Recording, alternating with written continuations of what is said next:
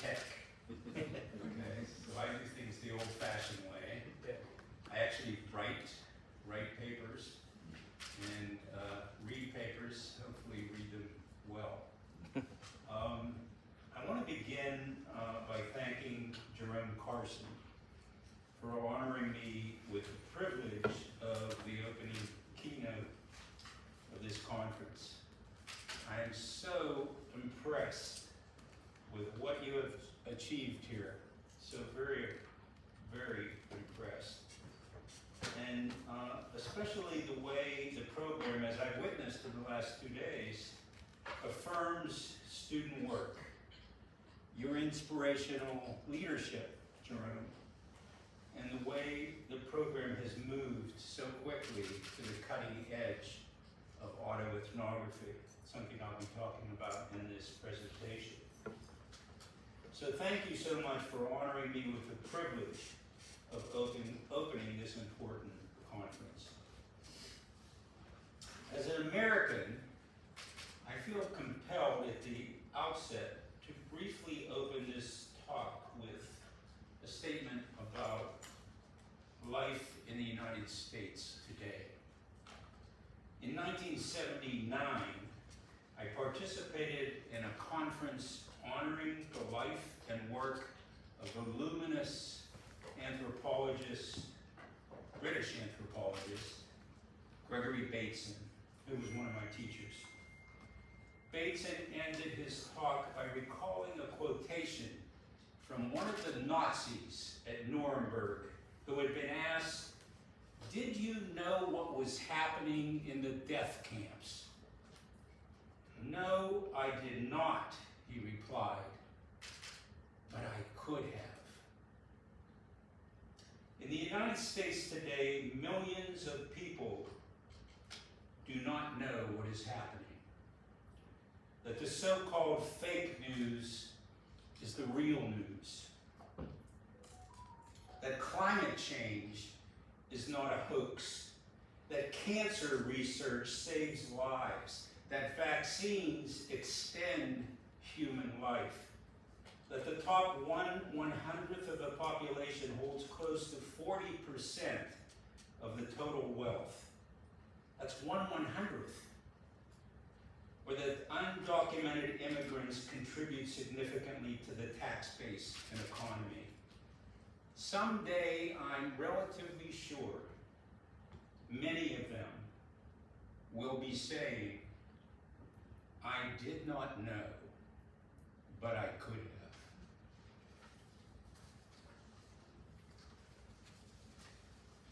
I want to talk today about and show you what it means to live an autoethnographic life. 2 weeks ago, I received a gift from the TED Foundation, which sponsors the remarkable TED Talks. The gift was a shoulder bag with the inscription, "Ideas change everything." When I read the inscription, I immediately thought of autoethnography, an idea that has occupied my attention for more than 30 years. Karen Ellis and I began to use the term autoethnography in the mid-1990s to represent an approach we were taking to storytelling in the human sciences. Autoethnography, as we practiced it, wanted readers to not only know, but also feel the truth of first-person accounts of human experience, and thus be fully immersed morally, aesthetically, emotionally, and intellectually. Gradually, autoethnography became emblematic of a genre of writing that potentially changes and enhances people's lives, both writers and readers, and also is a pleasure to read. Autoethnographic stories encourage readers to enter, dwell in, encounter, and converse with what they hear. We wanted to liberate a new generation of academic researchers and storytellers to experiment with hybrid forms of representation that blend, bend, and blur the genres of essay, short story, memoir, journalism, diary, and field research. In 1999, when we published the first handbook chapter on autoethnography, we were able to identify fewer than 50 scholarly articles in which the term autoethnography had appeared. Today, as I was drafting this presentation, my Google search turned up 128,000. The idea of autoethnography can't change everything, but it can change some things. It can't improve a person's intelligence, but it can expand a person's consciousness. Over the years, I've come to appreciate autoethnography as more than a research method. It is also a way of life, which is the title of my paper. Autoethnography as a way of life. Making meanings move. But what does it mean to live an autoethnographic life? Today I take up that question using several turning points in my own life to show how meanings move in an autoethnographic life. I also will draw your attention to a story I published in 2012, Bird on the Wire, Freeing the Father Within Me, an evocative autoethnography that reveals how I used autoethnographic practices to cope with the difficult aftermath of my father's death. This story poses crucial questions about the boundaries between fact and fiction, between art and science, and about poetic writing, questions we will take up in our workshop tomorrow. To begin, I suggest a straightforward depiction of the idea of autoethnography. Human life is perpetual experience.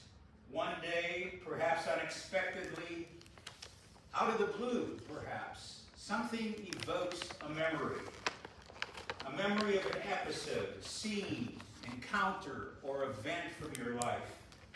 Taking notice, you feel inspired to better understand what this memory means, so you can recollect it more fully. Dwelling in your memory, you re-enter experience. You subject it to rigorous scrutiny in order to draw meaning from it by shaping, organizing, structuring, stylizing, or dramatizing it. In other words, you transform the experience into language, making a story of it.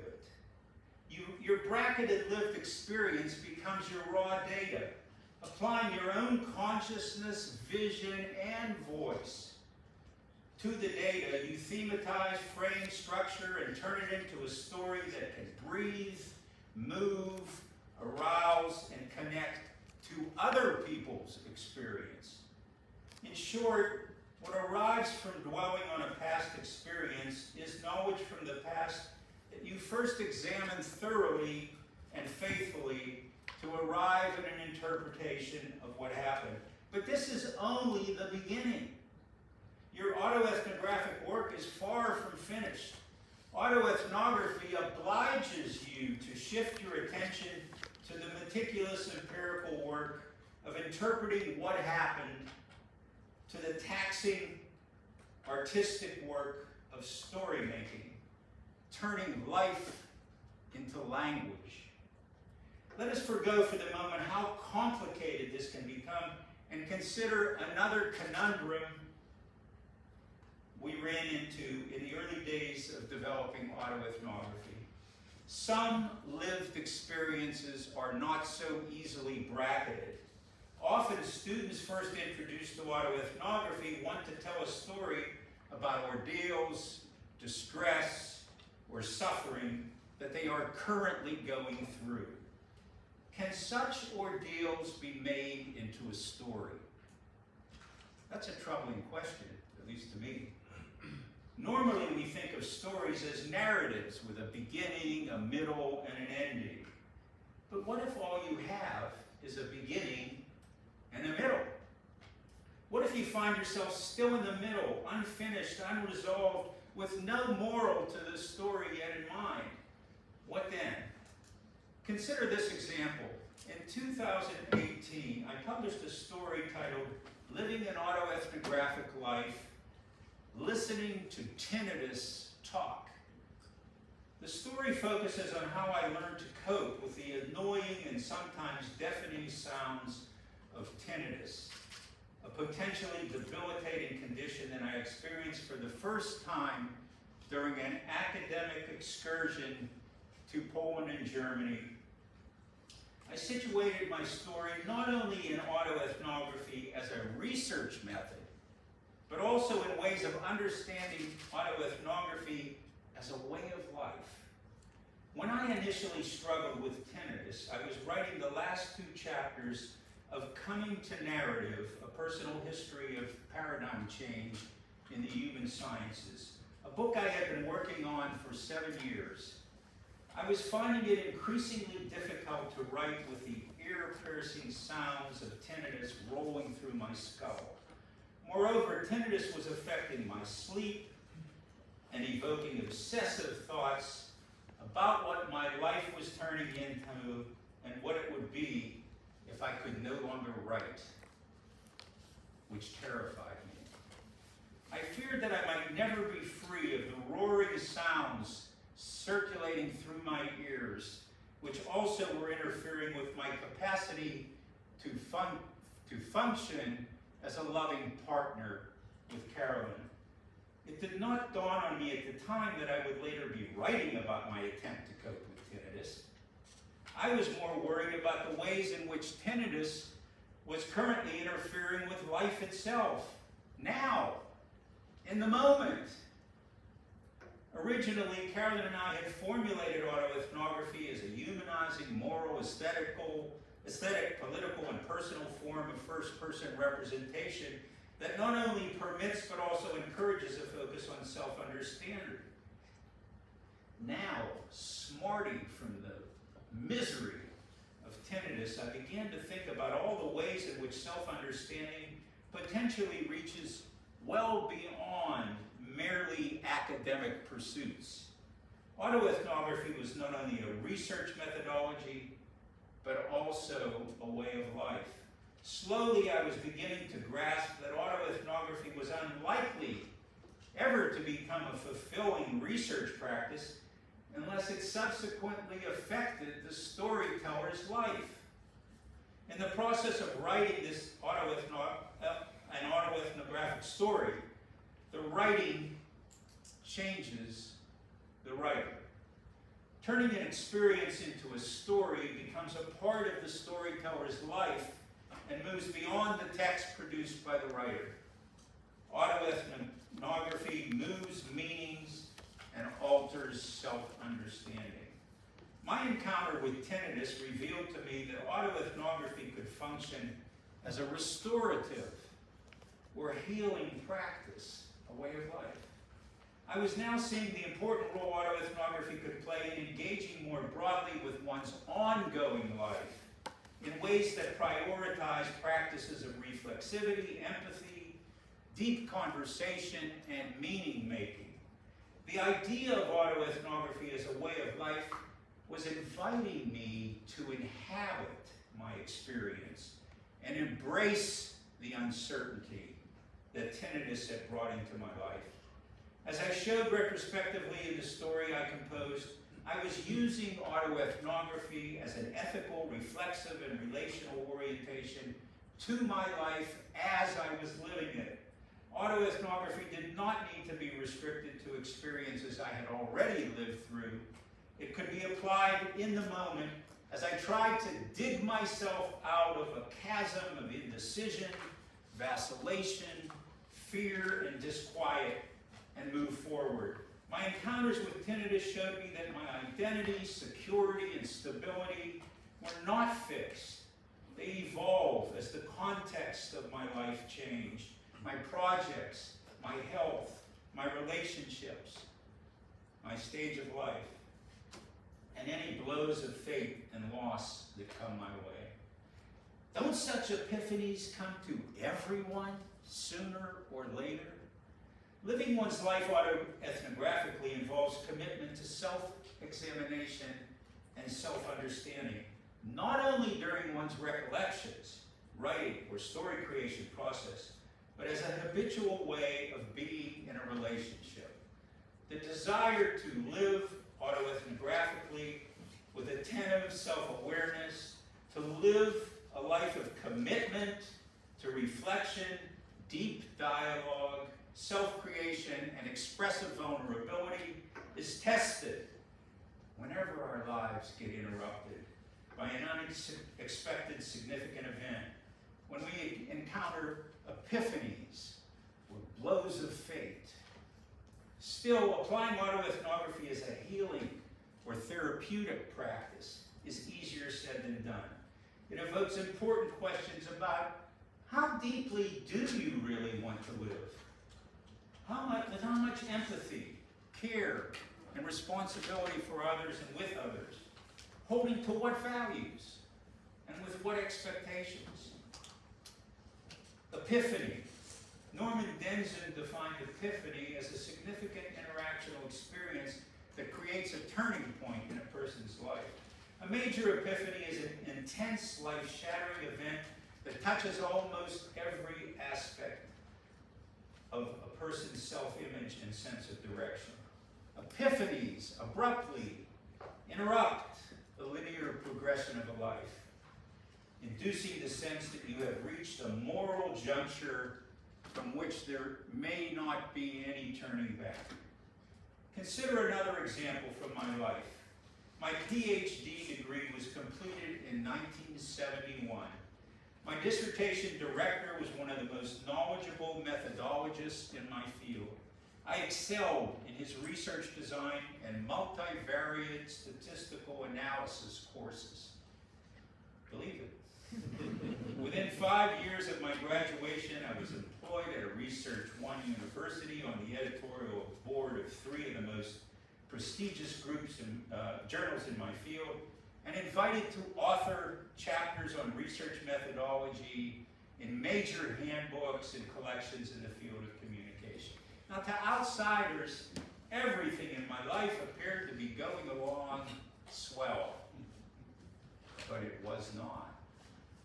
In 1974, only a few months after I accepted a tenure-track position at Temple University in Philadelphia, my wife, Brenda, suffered a psychotic episode that unraveled both of our lives. In coming to narrative, I tell the story of Brenda's sudden illness in excruciating detail and focus on the lessons I took from this epiphany. I realized I couldn't hide from the truth. The course of one's life can turn in a split second. The meanings one attaches to life are never completely secure. I wasn't sure I would ever come back from what I was witnessing, but it was something I had to endure, work through, learn from. Using the genre of lyrical autoethnography, I wrote 2 interludes expressing how I was feeling in the middle of this epiphany. I titled the first, Lost. Your life rolls along the road smoothly. It makes sense. You are moving ahead. The forward momentum feels good. You don't question it. The paradigm is working. It gives you the illusion of predictability and permanence.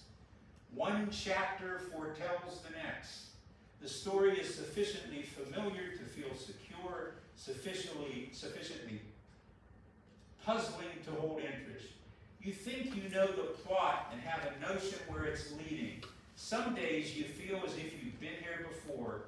Other days you feel as if you're just making it up as you go along. Neither feeling threatens you. There has to be a little mystery in every story you tell yourself. Go with the flow. There, far off in the distance, you catch a glimpse of an ending toward which your story is pointing. But you're in no hurry to finish. The ride is more important than the destination. You don't want to miss anything on the way. You expect a few bumps along the road, but you've done your homework. You have a map and you're well prepared. Then, universe, out of the blue. You come to a place that isn't on your map. You can turn left or right or continue straight ahead. You don't know which way to turn. You look behind you and all you see is thick, dense fog. The road back home disappears from view. Vanished. Gone. It's nowhere to be found. You turn back and gaze ahead. Which path do I take? You hesitate. Each path is a different story, leading you in a different direction. But there are no signposts. There is nobody to guide you, no book or map to show the way. Fear and doubt engulf you. You feel lost and scared. Darkness moves in. You hear the sound of nocturnal creatures approaching. You can't stay put. You must decide. The second interlude I titled, Am I Dreaming? If I had become a stranger to Brenda, what had she become to me? How can I express to you what it feels like to wake up beside someone who you've slept with every night for 5 years, a person with whom you've planned a life course, revealed your past and plotted your future, shared your history and your destiny, released your pain and pleasure, disclosed your dreams and fears, opened your heart and mind, trusted with your secrets and your fantasies, confided in, explored with, banked on, and now not know that person, feel as if she is a stranger, as if the two of you have no shared past. How can I tell you what it feels like to one day be a husband and a partner, and the next day be a father and a caregiver to the same person? You're 28 years old. You have most of your adult life ahead of you, when suddenly, with little warning, a tidal wave of fate sweeps into the harbor of your consciousness, blowing your brains out, jolting your frames of reference, ripping away your moorings, carrying your anchor out to sea. Suddenly, life's impermanence reveals itself. What can you really count on? Everything feels uncertain, undependable, unreliable. At a moment like this, when you're overcome with confusion, despair, and dread, you could lose your bearings. You begin to doubt your grasp on reality. Is this real? Is it a dream? A bad dream? A nightmare? As soon as you wake up, everything will be back to normal. You'll see. Can I please wake up now? When I did awaken, I felt stymied, muddled, and confused, immersed in the webs of contradiction within which I was living. I had been appointed to teach graduate students to be empiricists and to mentor them through quantitative dissertations. I was supposed to be an exemplary empiricist, a model for students to follow. But if I were free to choose, this wasn't the kind of work I would decide to do. I had acquired a reputation as a prominent empiricist, but felt as if my published work was trivial. Moreover, every time I stood in front of a class and extolled the virtues of empiricism, I felt as if I were betraying myself. The scholars I most admired were ethnographers like the sociologist Irving Goffman, the psychiatric anthropologist Jules Henry, and the interpretive anthropologist Clifford Geertz. They were bending the categories, writing like novelists while observing cultural and family life ethnographically, blurring the categories of social science and humanities. I felt as if I were acting in bad faith, and it was making me sick. Still, my friends were the leading methodologists in the field. They saw me as one of them. If I begin to write interpretive, qualitative social science in the manner of the scholars I most admired and respected, I couldn't count on my old friends and colleagues to acknowledge and support my work. Besides, I wasn't completely sure I could write well enough in my own voice to publish my work.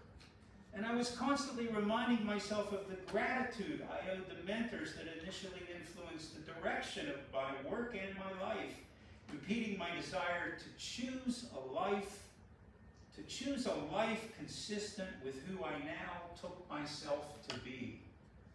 What would they think of me if I left the fold? I see you've gone over to the dark side, my doctoral advisor, Ray Tucker, wrote to me in an otherwise pleasant letter some years later. Eventually, I chose inspiration over obligation. I took a position at a younger, less traditional, easier to innovate in university. The university provost promised me an opportunity to establish a PhD program in the image of the narrative and qualitative research turn in the human sciences that I had talked about during my interview. One that would focus less on how we know and more on how we should live. I had argued for an interpretive qualitative program that would not require courses in quantitative methods, would specialize in narrative and ethnography, and would emphasize qualitative methods and story writing. The program was approved in 1989, and the first students entered in 1990. A few weeks after the program began, by a stroke of luck or fate, I attended a talk presented by a sociologist I had never heard of, Carolyn Ellis. We had worked on the same campus for 6 years, but in different departments, and we had never met. Her talk challenged a widely held belief that introspection and subjectivity had no meaningful role to play in scientific sociology. Almost immediately, I could see that she was talking my language. Feel what we may have felt, she urged her audience, or imagine what you may have felt or done in circumstances similar to mine. Carolyn ended her talk by confiding that she needed to write these stories, to work her way through the pain and be transformed by the truth of the stories. Neither of us had words for it at the time, but Carolyn was already living an autoethnographic life. The words she did use sent a rush of optimism through my body. This was what social science needed to become in order to make a difference in the world. Daring, intimate, embodied, evocative. She wanted what I wanted, a social science with a heart, a soul, and an ethical mission. A few weeks later, in what turned out to be our first date, Carolyn complained to me about the authoritative tone of the traditional sociological literature. That voice doesn't come naturally to me, she said. Imagine that. Then you need to invite people into a new conversation that doesn't follow the rules of the old one, I replied. You show that this new conversation takes you to a different place than the old conversation, a place worth going to, especially for the people who have been left out of the old conversation. Those are the people you can attract, people like you and me. What you need is a comfortable space in which you can reveal what you're doing as a real choice and invite them to converse with you and become companions on this new journey. But do you think there's an audience for the kind of work I'm doing? I mean, will anyone want to join the conversation? Well, the kind of writing and research with which you've been experimenting, Carolyn, this kind of vulnerable writing, yeah, it's not for everybody, but surely it's for somebody. I'm adamant in my belief that there has to be a place for this kind of work in the human sciences. Instead of detachment, we would embrace connection. In place of separation, we would urge engagement. I have been deeply immersed in the literature on the narrative turn in the human sciences and also inspired by the books of Richard Rorty and other postmodernists. Rorty suggests that we'd all be a lot better off if we understood knowledge as the practices that we acquired to cope with reality, rather than a product of the procedures we use to get an accurate picture of it. A year later, we gave our first joint conference presentation, 1990. In our conclusion, we said, these are the words, we wanted to tell our story in a way that would avoid the risks of dissolving our lived experiences in a solution of impersonal concepts and abstract theoretical schemes. We wanted our story to be viewed as an experience of the experience, inquiring us into possible meanings and values, one that rides the active currents without fixing them, of experience without fixing them once and for all. Eventually, we conceived the idea of living an autoethnographic life as a moral and narrative practice, a calling to make our actions and lives more intelligible to ourselves and to the people we care about or love. Ultimately, most of us want to achieve this humane goal, the goal of pronouncing ourselves and the life we are living good, of forming better relationships, overcoming oppressive narratives, amplifying or reclaiming moral agency, and coping better with difficulties experienced over the course of our lives. In short, we want to live better lives.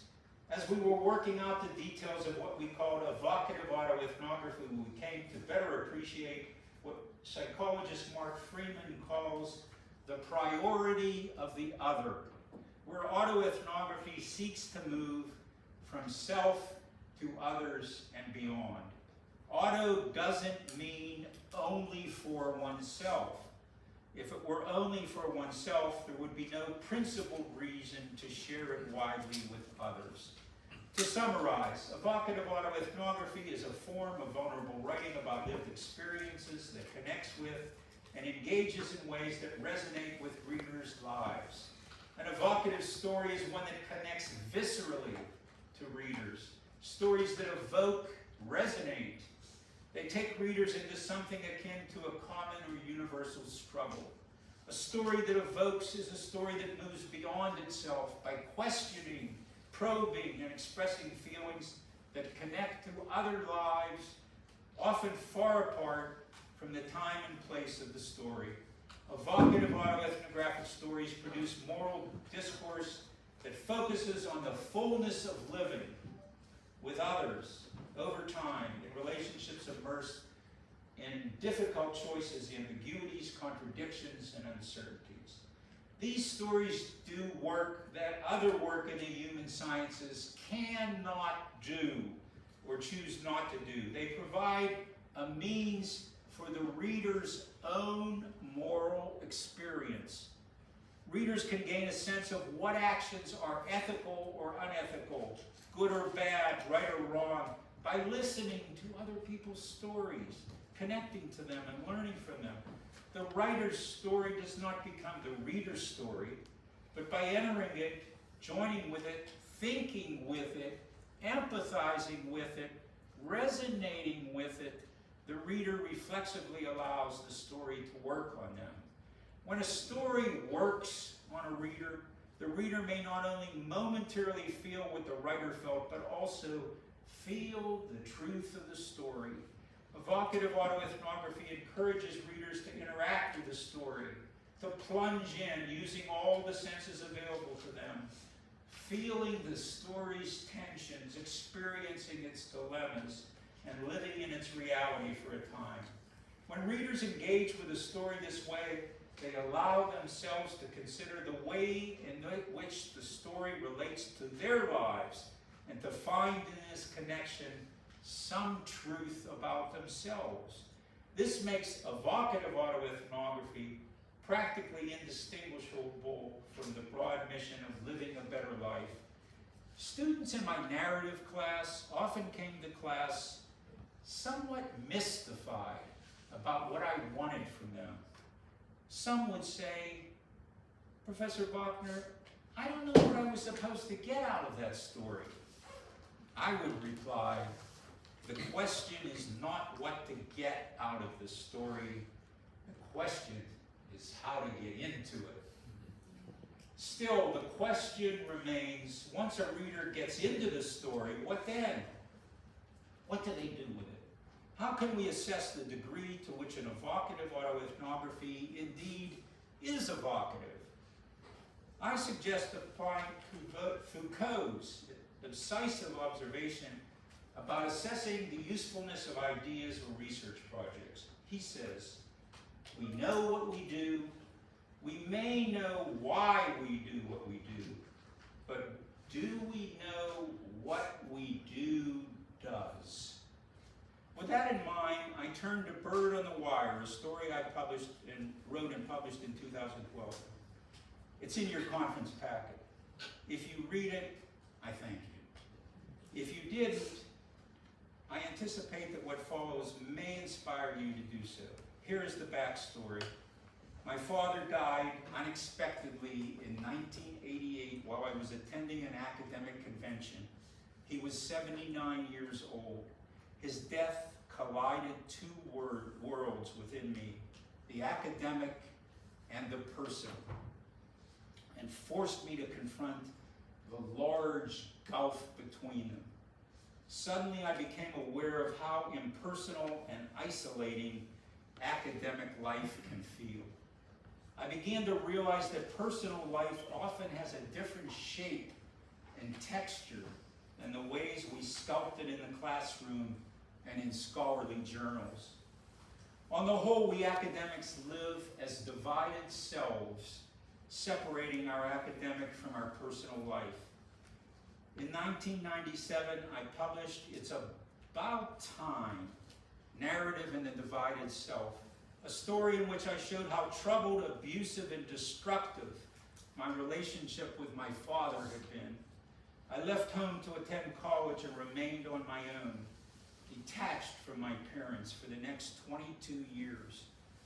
When they moved suddenly 35 miles from where I lived in 1985, I suddenly became their closest kin.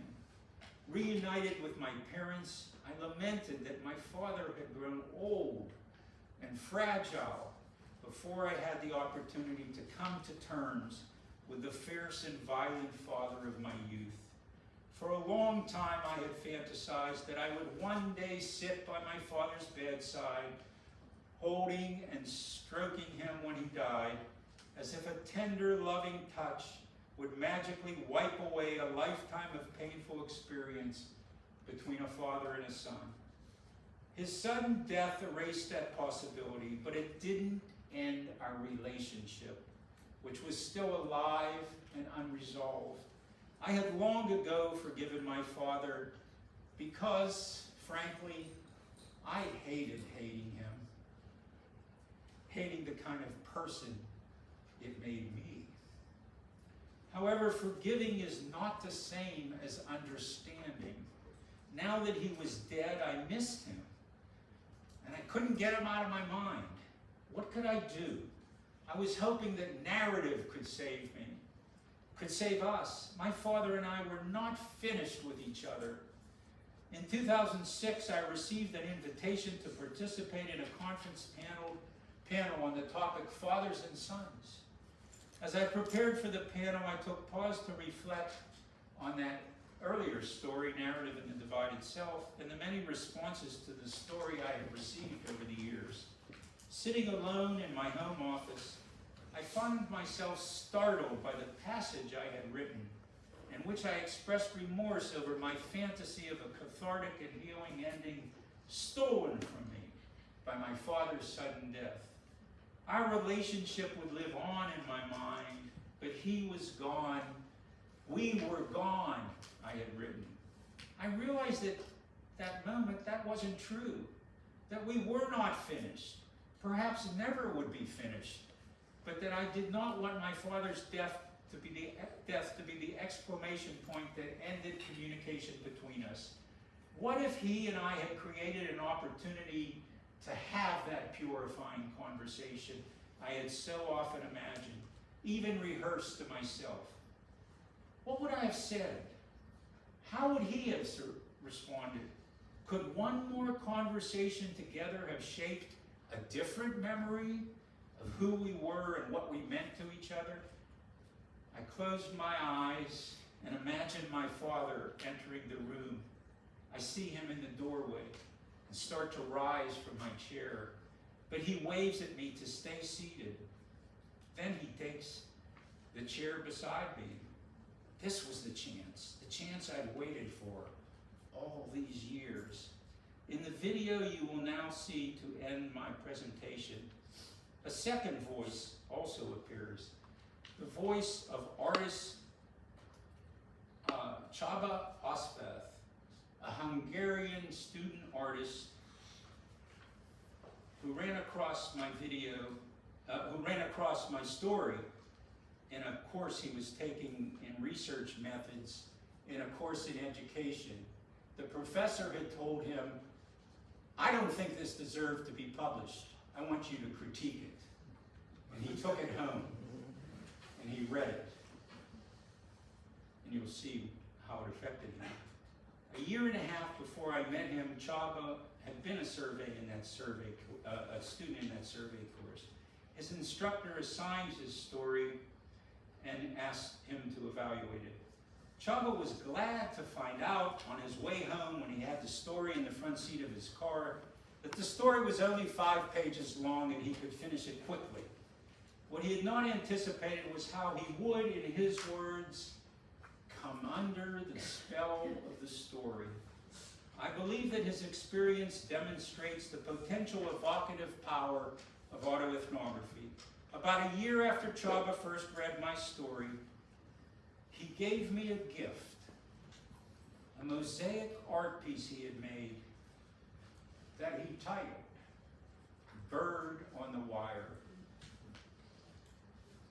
While he was working on that piece, he wrote a 50-page doctoral essay as part of his qualifying exams in which he discussed how my experience with my father moved him to try to do something about his relationship with his father.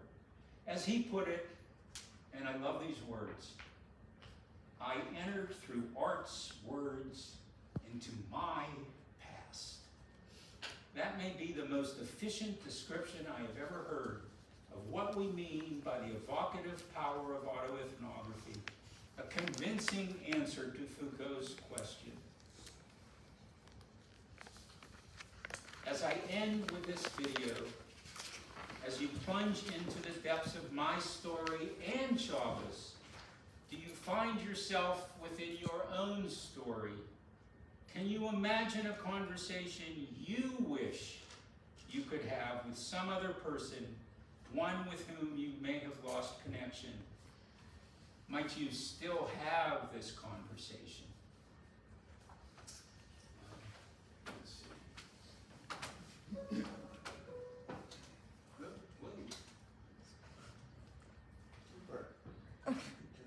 I've got it. I've got it. Don't worry.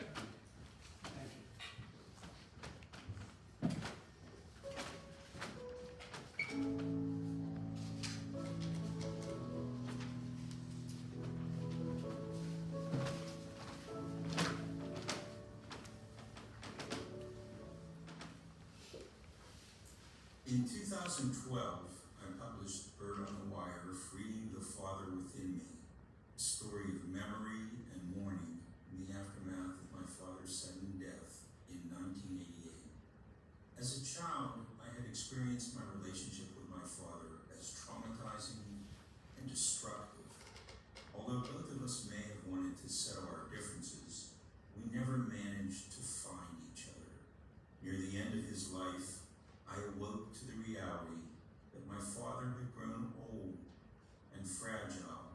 He was no longer the fierce father of my youth, and we would never be able to have the purifying conversation I had long fantasized, one I could look back on with a sense of resolution and closure. Death ends a life, but it does not end a relationship. What then can one do to bring a sense of closure to unfinished business when the other is no longer alive? Did my father's death have to serve as the exclamation point marking the end of our conversation? Was I condemned to live against the past for the remainder of my life? Or was it possible to live with the past, breaking free of the bubble of my psychic inheritance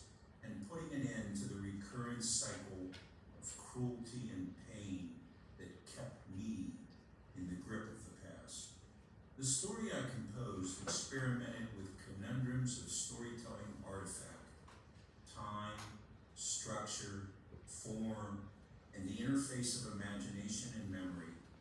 My goal was to produce a healing conversation that would reshape a past which the past never knew.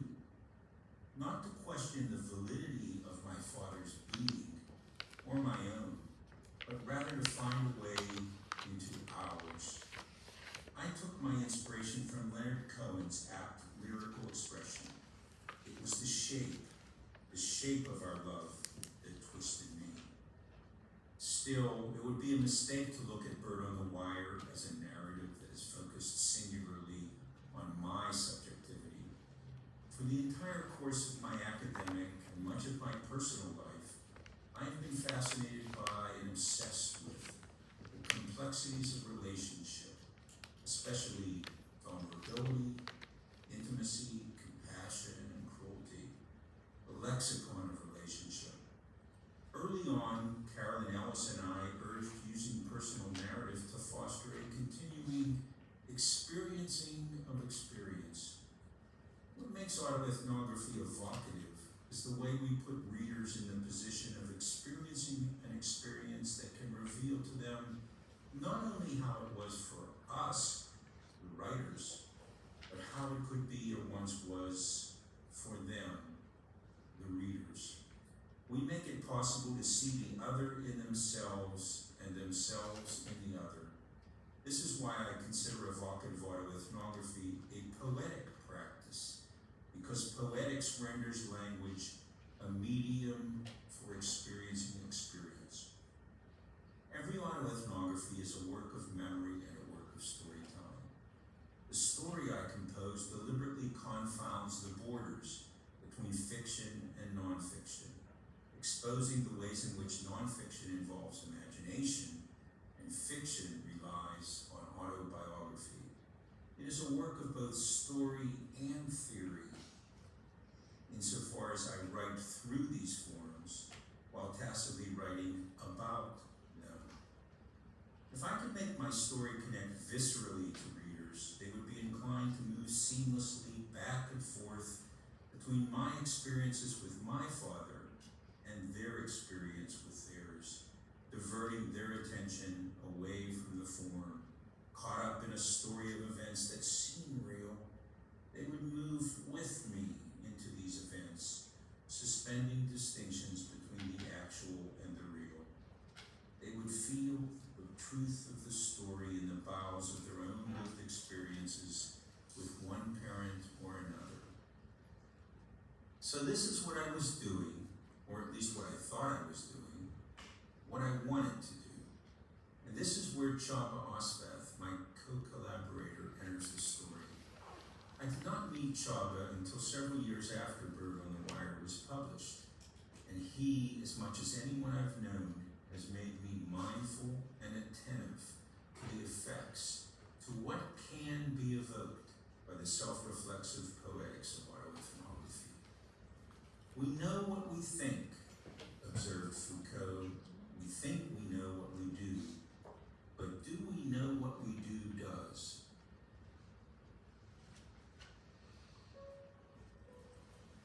Dear Father, I am not sure where to begin.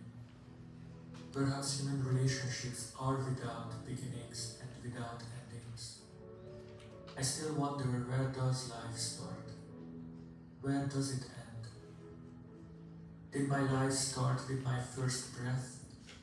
Or did it start with your birth? Or the birth of the cosmos? I don't have answers, but I do want to belong. We haven't seen each other or spoken for 15 years. I wanted to reach out, but I could not find the proper tools or the proper spell to shatter this infinite singularity within or between us that contained all our pasts and all our possible futures. Like before creation, everything seemed unmovable, static, bound by entropy. A few years ago, I was taking a course at the university. One day my professor handed me an article written by a person named Bochner. I had no idea who he was, but I was grateful that his article was short. I thought I would be done with this in 5 minutes. I'm not sure how to explain it, but I think his story is that spell that has been shattering my silence, allowing me to write. The author was 43 years old when his father died. Now I too am 43 years old, but you are still alive. When I first read his story about his father, I hated it. I hated it so much that I shredded it into pieces. But I needed to evaluate his story for an assignment, so I read it again. This time I searched for the reason behind my rage for his story. But it was no longer his story. I saw you, I saw myself. I entered through his words into our past, seeking order and healing. I took his article into my studio.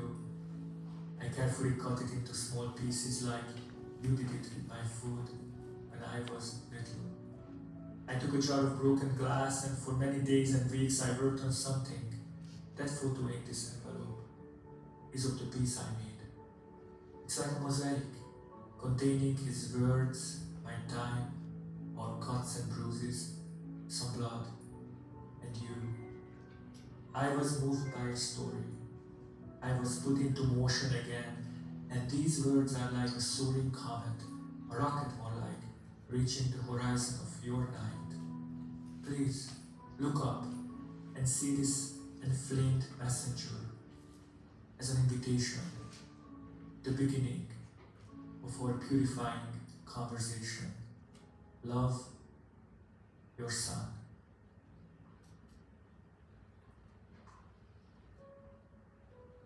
Dear Chaba, I am joyful that you have written.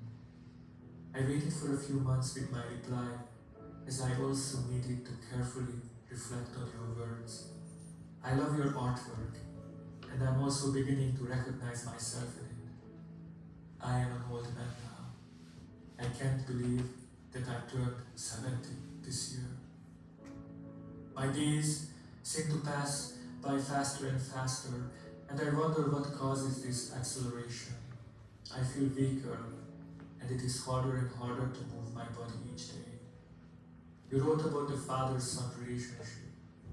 I am not sure what it means to be a good father, or if I ever was a good father to you. Your letter made me think about my childhood as well. Some say that their parents were like their friends, but I never had that growing up. The one thing I learned from my father is to find my place. But perhaps it's not enough just to find our place. Because what I long to know now is that you are happy and loved, even at a place so far from me. I want this relationship. I hope we are both gifted more time to write more letters to each other. I want to continue this relationship. I want to live within this purifying conversation before I die. Hugs, Dad.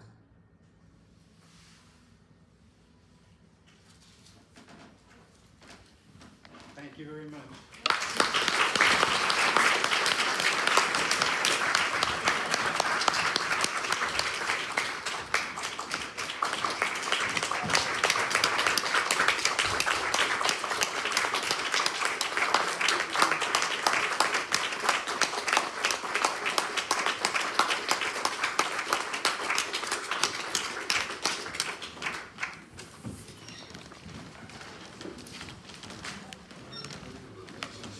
Professor Art Bochner, you are an absolute legend.